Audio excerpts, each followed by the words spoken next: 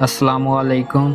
अल्लाह ताला के फजल करम और शुक्र के साथ आज की वीडियो का करते हैं आगाज़। सबसे पहले आप हमारा channel history with Adnan subscribe कर लें। यहाँ पर आपको हिस्ट्री के रिलेटेड वीडियोस देखने को मिलती रहेंगी। आज हम देखेंगे ज़हीरुद्दीन बाबर को। मुसलमानों ने बरसगीर पाक व हिंद में एक लंबा अरसा हुकूमत की। उसकी बुनियाद सुल्तान महमूद गजनवी ने रखी।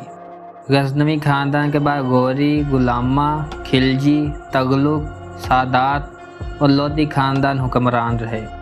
इसके बाद 1526 में ज़हीरुद्दीन बाबर ने हिंदुस्तान में मुगलिया सल्तनत की बुनियाद रखी। वो अमीर तैमूर की 5वीं नस्ल में 14 फरवरी 1483 को रियासत फरगाना के दारुल हुकूमत में पैदा हुआ। अभी 11 साल का भी ना हुआ कि वालिद शेख मिर्ज़ा वफ़ात पा गए। बाबर तख्त नशीं हुआ तो हकीकी चचा अहमद मिर्ज़ा वाले समरकंद ने उसकी रियासत पर हमला कर दिया और कई इलाकों पर काबज़ हो गया। उसका हकीकी मामू महमूद खान भी पीछे ना रहा और उसने भी हमला किया लेकिन नाकाम रहा। समरकंद उसके जद्दे अमजद अमीर तैमूर का दारुल सल्तनत था। चचा अहमद मिर्ज़ा के फौत होने के बाद बाबर ने समरकंद पर कब्ज़ा के लिए हमला किया और उसे फतह कर लिया। बाबर ने फ़ौज को समरकंद में लूट मार से मना कर दिया। यहाँ के लोग बाबर के मती हो गए, लेकिन एक नया बहरान पैदा हो गया। उसके मंगोल सिपाही जो माले गनीमत के लालच में आए थे वो साथ छोड़ गए। एक अमीर अहमद तंबल के साथ फरगाना वापस जाकर बाबर के सतीले भाई जहांगीर मिर्ज़ा को तख्त पर बिठा दिया। बाबर वापस फरगाना हमला करने के लिए निकला तो समरकंद पर उसके चचाजाद भाई सुल्तान मिर्ज़ा ने कब्ज़ा कर लिया। बाबर दोनों रियासतों से महरूम हो गया। फौज साथ छोड़ गई और सिर्फ 200 जवान साथ रह गए। कुदरत मेहरबान हुई और रियासत के एक इलाका मरगनान के हाकम अली दोस्त ने अतात कबूल की और पूरी मावनत की। यहाँ फ़ौज भर्ती करके रियासत फरगाना पर हमला किया। कब्ज़ा तो ना कर सका, लेकिन भाई से माहदा हो गया कि मिलकर समरकंद फतह करें और समरकंद बाबर जबकि फरगाना जहांगीर मिर्ज़ा के पास रहेगा। ऐसा ही हुआ, लेकिन सुकून कहाँ था। शेबानी खान अज़बक ने बाबर को समरकंद से बेदखल करके जिला वतन कर दिया। अब बाबर ने अपने पुराने दुश्मन मामू को साथ मिलाया और फरगाना पर हमला कर दिया।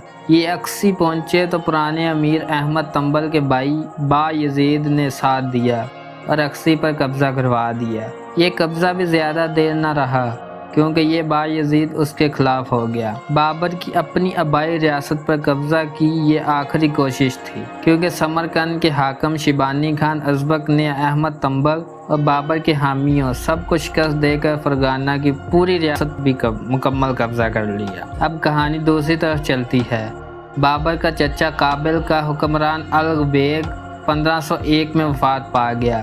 उसका छोटा बेटा अब्दुल रज़ाक तख्त नशीं हुआ, लेकिन वज़ीर मुकीम बेग ने उसे माज़ूल करके खुद तख्त पर कब्ज़ा कर लिया। बाबर 1504 में काबल की तरफ बढ़ा तो किस्मत मेहरबान थी।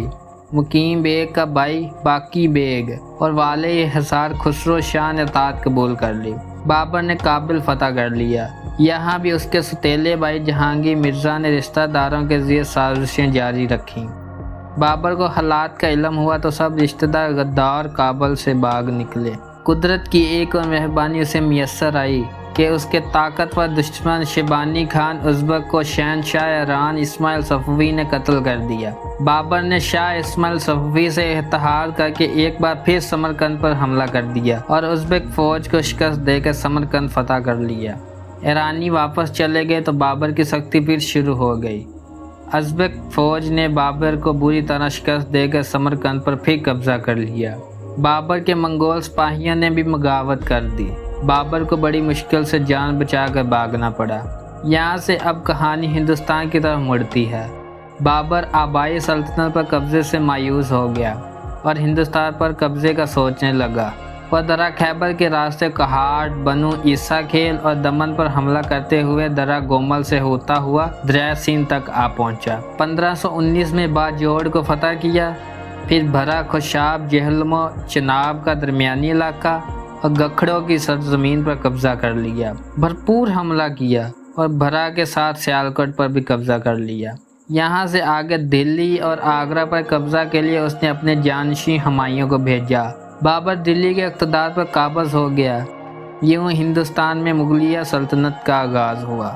महाराणा सांगा का असल नाम संग्राम सिंह था। उसे राणा सांगा कहा जाता था। उसने बाबर को हिंदुस्तान हमला करने की दावत दी थी। उसका ख्याल था कि बाबर अपने जद्दे अमजद अमीर तैमूर की तरह दिल्ली फतह करके वापस चला जाएगा और हिंदुस्तान में राजपूतों की हुकूमत कायम हो जाएगी। पानीपत की जंग के बाद बाबर वापस नहीं गया तो राणा सांगा ने इब्राहिम लोदी के भाई महमूद लोदी को हिंदुस्तान का हाकिम बना दिया। इसके नतीजे में 1527 में कनवाहिया के मकाम पर दोनों की जंग हुई। राणा सांगा ने 80,000 फौज के साथ बाबर की मुगल फौज को उड़ा के रख दिया।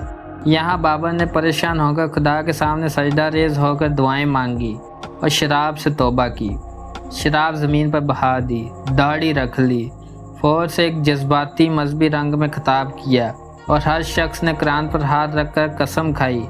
भरपूर जंग यहीं कनवाहिया पर हुई और ज़हीरुद्दीन बाबर फातह ठहरा। वह दिसंबर 1530 में बड़े अजीब वाक़े के बाद फौत हुआ।